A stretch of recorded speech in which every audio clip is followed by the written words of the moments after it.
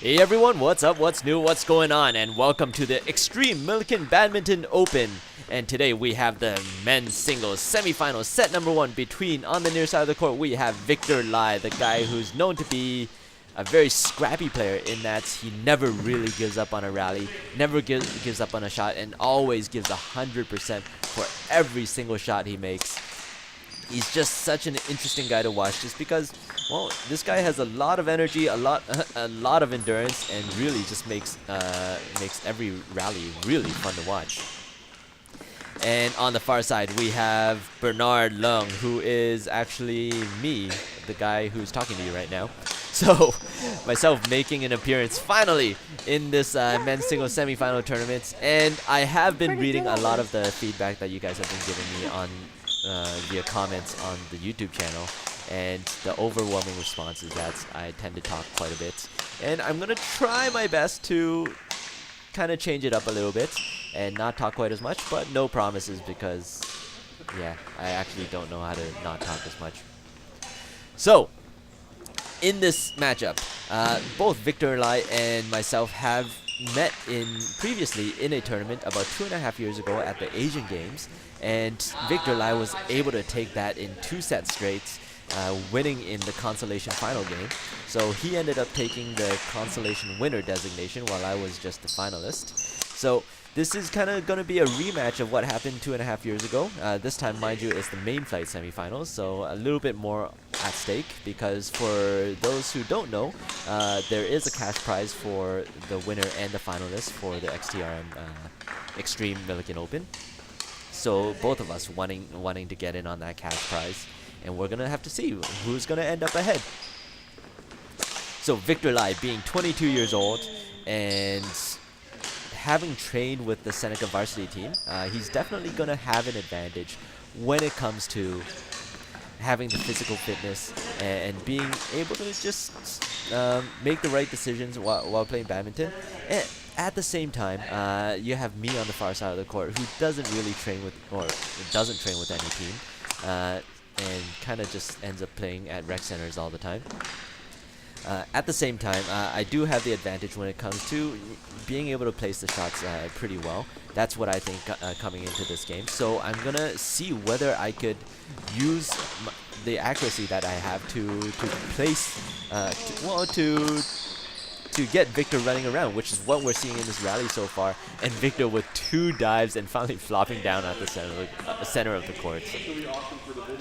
And that's exactly the type of game I wanted to play, trying to dictate the rallies as much as possible to make sure I keep Victor running as much as possible and to really drain his energy level down, to kind of put him at my level, really. And that was the only way I could think of that could win me these matches, because, well, if I were to really start scrambling for a lot of these points, I'll end up being very tired and too tired to continue on, and Victor will just clearly just take this match, no problem whatsoever. And what I've also noticed Victor do, whenever he's caught in his backhand, he likes to use the drop shots. So one of my plans was to actually just go and intercept the drop shots whenever he ends up facing away from the net and using his backhand. And right now that plan seems to be working really well, along with the mistakes that Victor has been making throughout this entire first set so far. I mean, it's all playing into my hands. The mistakes are really helping though, especially if Victor is going to be way off the mark on these attacks. He was in position to mount a very good attack from that position, but at the end of the day, when you can't make those shots, you're not going to win too many points. And at this level of play, even though this is an open tournament, you will see that both of us are prone to mistakes. If you were to rate both of us at the provincial level, we'll probably end up being high C or low D level players. And when it comes to 2 players who are around this level, you will see quite a few mistakes, as you see there, and you will see generally shorter rallies compared to what you see at the national level or A level players. And that's one of the things to look out for, because it will play into the strategies of both our games. And that's, you can never count on something like a 2 or 3 point lead to really carry you to the end of the sets and carry you to the end of the match, because these mistakes, you know, all it takes is 2 or 3 mistakes for the entire game to turn around, which is something that I personally was trying to avoid, and so far has been pretty successful doing. And at the same time, like when Victor smashes down the line like that, and even though it is a clear winner, I was never too afraid of him continuing on with the smashes, because I know those are risky shots for for people of our caliber. And at the end of the day, he's not gonna win. He's not gonna really pull ahead with the smashes down the line.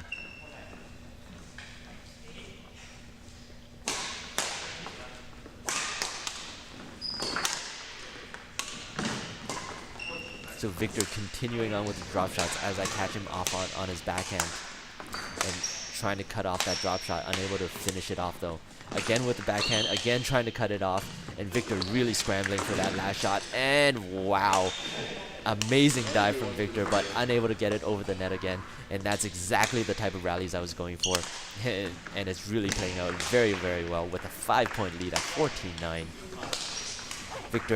Victor still scrambling around, and I was actually feeling pretty comfortable with the last few rallies and how the game is progressing so far, and felt like, you know, if I just continued on with this trend, I would be able to take the first set and continue on and hopefully win in the second set as well.